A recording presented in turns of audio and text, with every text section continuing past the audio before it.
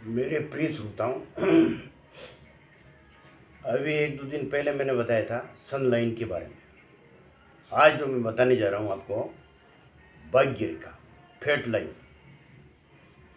इसके बारे में बताऊंगा आपको। बड़े ध्यान से सुनिए।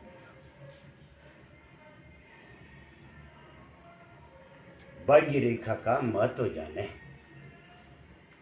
ये कहाँ से निकल करके कहाँ तक पहुँचती है। शुरू स्टार्टिंग कई जगह से होता है इसका, खास करके मणिबंध रेखा से सूर्य पर्वत, ये अपने शनि पर्वत पर यहाँ जाती है। और स्पष्ट, एकदम स्पष्ट, साफ लालिमा लिए हुए होती है, और कहीं पर भी कुछ कटी छटी नहीं हो, वो भाग्य रेखा सौभाग्यशाली कहलाती है। और दूसरी रेखाएं भी अगर कोई नगण्य हो तो भी, अगर ये लाइन है आपके,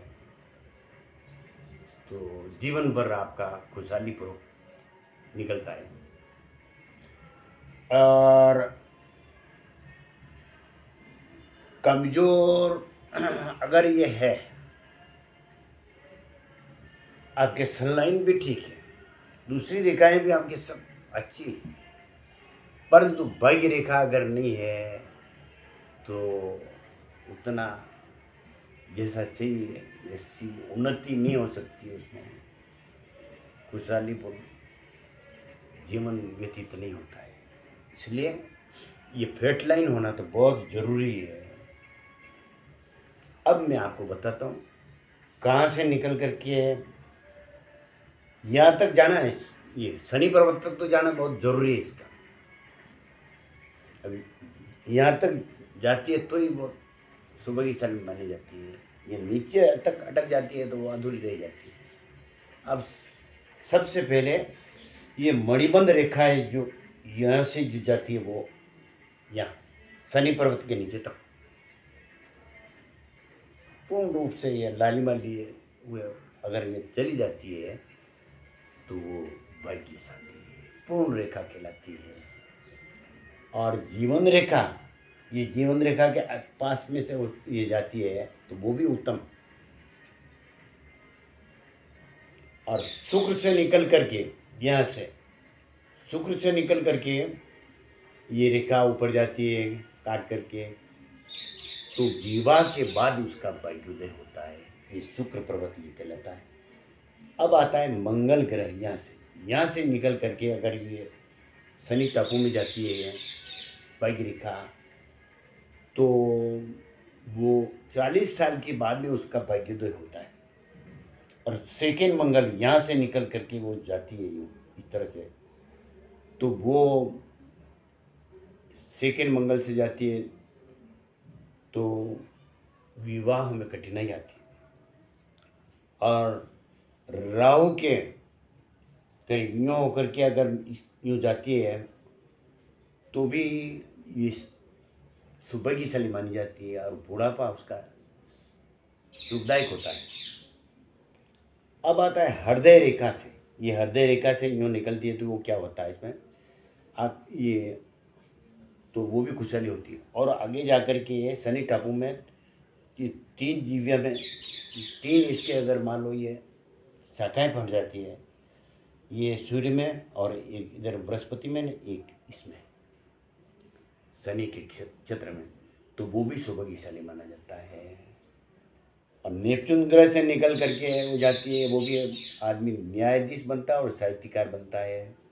गृहस्थ जीवन उसका सुखमय होता है। चंद्रमा से निकल करके अगर ये चंद्रमा से निकल करके यूँ अगर शनि टापू में जाती है तो वो भी सौभाग्यशाली कहलाता है। और वो विदेश गमन करता है, बाहर से पैसा लाता है दूसरे विदेशों से। और हर्षल ग्रह से जाती हुई ऊपर जाती है, वो साधारण होती है।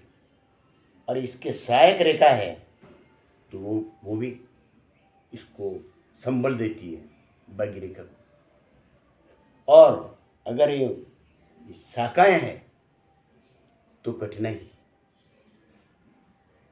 और किसी की रेखाएं ने भी है तो उसका भाग्य नहीं के बरोबर, यानी ठीक है, साधारण चलता है।